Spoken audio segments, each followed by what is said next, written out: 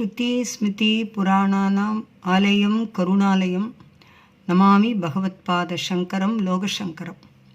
காருண்ய சாகரம் என்ற தலைப்பின் கீழ் நடமாடும் தெய்வம் ஸ்ரீ காஞ்சி மகா சுவாமிகளின் அனுகிரக பிரவாகத்தினை தொடர்ந்து உங்களோடு பகிர்ந்து கொண்டு வருகின்றேன். மகாபெரிவா மிரக்கிள் திருச்சி பகுதி 4 இன்று வருகின்றது. இன்று உலகமெல்லாம் கொண்டாடக்கூடிய ஒரு அற்புதமான நாள். இன்றைக்கி மகா சிவராத்திரி. இது சோமவாரத்தில் இருந்து, அதாவது திங்கட்கிழமை இரவு தொடங்கி மறுநாள் காலை வரைக்கும் கொண்டாடப்படக்கூடிய அற்புதமான திருநாள் இது. இந்த பண்டிகையினோட பிரவாகத்தை சொல்லிக்கொண்டே போகலாம். இந்த நாளிலே இந்த 4வது பகுதி கொடுப்பதிலே நான் பெரும் மகிழ்ச்சியும் பெரியவாளோட அனுகிரகத்தை எண்ணி பேரானந்தமும் அடைகின்றேன்.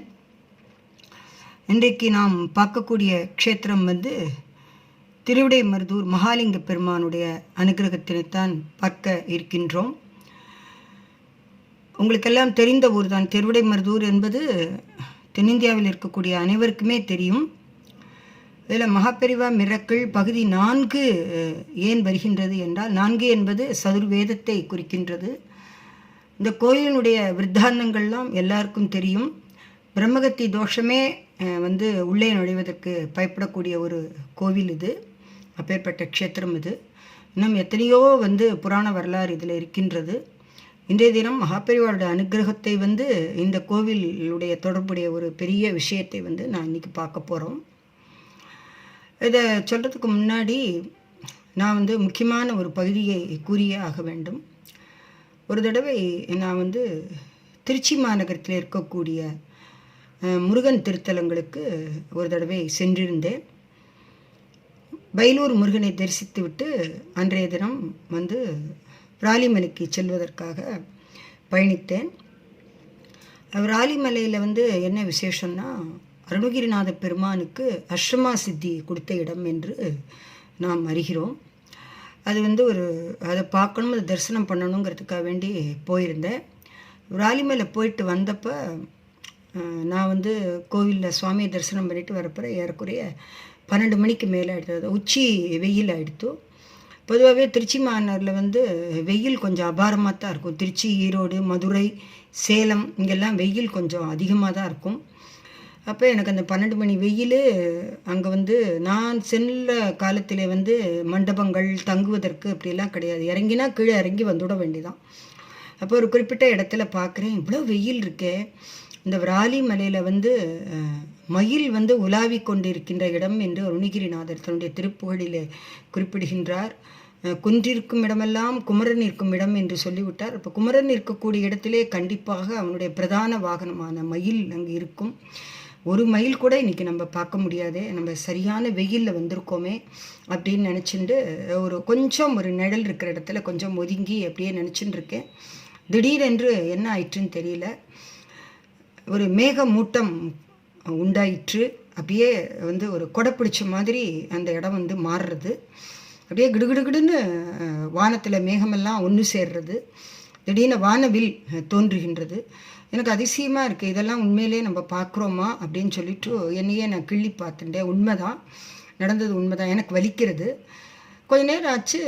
வானவில் விட்ட உடனே அந்த அற்புதமான ஒரு சூழ்நிலை, இந்த மேகக்கூட்டங்கள்லாம் கவிழ்ந்து அது ஒன்று சேர்ந்து இருக்கும்போது என் முன்னாடி ஒரு மயில் நிற்கிறது. மயில்னால் தோகை விரித்து நிற்கிறது. எனக்கு நடப்பது கனவான்னே தெரியல. கொஞ்ச நேரம் ஆச்சு. 1 மைல் 2 மைல் 3 மைல் அங்கே எங்கெங்கே குன்று இருக்கோ, எங்கெங்கெல்லாம் சின்ன சின்ன பாறை இருக்கோ அங்கே உள்ளே இருந்து மயில் அப்படியே கூட்டம் கூட்டமாக வர்றது. எத்தனை மைல்னே எண்ண முடியல. அவ்வளோ மயில் என் முன்னாடி நின்று ஒரு சேர ஆடித்து. அப்போல்லாம் நமக்கு ஃபோட்டோ எடுக்கிறது வசதி, செல்ஃபோன் எதுவுமே கிடையாது. அப்பேற்பட்ட ஒரு அற்புதமான தரிசனம் எனக்கு விராலிமலையில் கிடைச்சது. நூற்றுக்கணக்கான மயில் முருகப்பெருமானை நினச்சி ஒரு நிமிஷம் உட்கார்றேன். அப்படியே எனக்கு அது கிடச்சிது. அந்த திவ்ய தரிசனம் அன்றைக்கி கிடச்சிது. எனக்கு பரம சந்தோஷம். அதை பக்தாளோட பகிர்ந்துக்கிறேன். இதெல்லாம் மகாபெரிவானோட கருணையினால தான் இது நடந்தது. பெரிவாளையே நினச்சிட்டு போகும்போது சாட்சாத் நடமாடும் தெய்வமான மகாபெரிவா அனுகிரகம் பண்ணினா எது கிடைக்காது, நமக்கு எல்லாம் கிடைச்சிடும். இந்த மாதிரி நூற்றுக்கணக்கான மயில் ஒரு சேர தோகை விரித்து ஆடக்கூடிய அற்புதத்தினை சில வினாடி துளிகள் கிடச்சிது. அப்புறம் வழக்கம் போல் அந்த வெயில் வந்துடுத்து, மேகக்கூட்டெல்லாம் போயிடுத்து, வானவில் போயிடுத்து, சாதாரணமாக எப்போவும் இருக்கிற அதே கிளைமேட் வந்துடுத்து. நான் வாட்டு முருகனை நோக்கி ஒரு நமஸ்காரம் பண்ணிவிட்டு, கோபுரத்தை நமஸ்காரம் பண்ணிவிட்டு நான் வாட்டு இறங்கி அன்றைக்கி திருச்சி வந்துவிட்டேன். இதை பக்தாளுக்கு நான் பகிர்ந்துக்கிறேன். இப்பொழுது நம்ம திருவிடைமருதூர் வருகின்றோம். அங்கே இருக்கக்கூடிய பெருமாள் மகாலிங்கம் உங்களுக்கு எல்லாருக்கும் தெரியும். இந்த திருவிடைமருதூரிலே என்ன நடந்தது என்றால், நமக்கு எல்லாருக்கும் தெரியும், அத்வைத சித்தாந்தம், விசிஷ்டாத்வைதம், துவைதம் 3 தான் பெரிய அளவில் பேசப்படுகின்றது.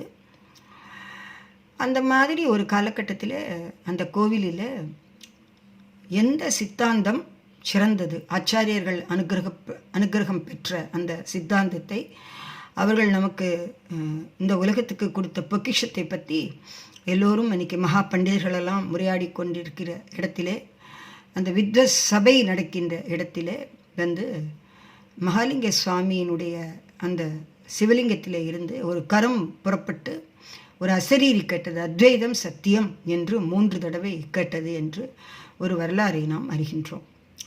இந்த இடத்துக்கு ஒரு தடவை மகாபெரிவா ரொம்ப வருஷத்துக்கு முன்னாடி வந்திருக்கா. அப்போ பெரிவாளுக்கு ஒரு சங்கல்பம் உண்டாயிற்று. அங்கே இருக்கிற வேத பாடசாலையிலே ஒரு சிவலிங்கம் அமைக்குமாறு உத்தரவு பிறப்பித்தார். அதே மாதிரி சிவலிங்கம் பிரதிஷ்டை பண்ணினார்கள். அதிலேருந்தே ஒரு கரம் வெளிவருவது போன்று அந்த சிவலிங்கம் அமைந்தது. அது அத்வைதம் சத்தியம் என்று சொல்வது போன்று அதை அமைத்தார்கள்.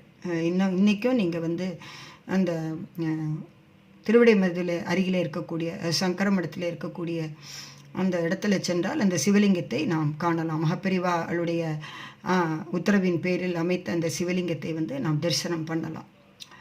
இதில் என்ன விசேஷம்னா, இந்த கோவில் கட்டியாச்சு. மகாபெரிவாளோட அனுகிரகத்தின் பேரில் நடமாடும் தெய்வமான பரமேஸ்வரன் அன்னைக்கு பரமேஸ்வரனை சிருஷ்டித்து நமக்கு தந்தார். அதுக்கப்புறம்தான் முக்கியமான விஷயம் வரப்போகிறது. இந்த இடத்த நம்ம ஒரு இடத்த சொல்லிட்டு அப்புறம் பின்னாடி வரேன். இந்த பகுதிக்கு அப்புறம் இந்த 4வது பகுதி அநேகமாக ஒரு இதனுடைய உட்பகுதியை அடக்கியதாக வெளிவரக்கூடிய ஒரு பெரிய விஷயம் இது. ஏனென்றால் திருச்சி மாநகரத்திலே 2018 நடந்த அனுகிரகத்தை சொல்லித்தான் திருப்பியும் திருவிடைமருதூருக்கு வரக்கூடிய ஒரு சங்கல்பம் பண்ணிண்டு இந்த பகுதியை இதோடு நிறைவு செய்து கொண்டு அடுத்த பகுதியை தொடர்ந்து உங்களுக்கு கூறுகின்றேன். மகாபெரிவா சரணம்.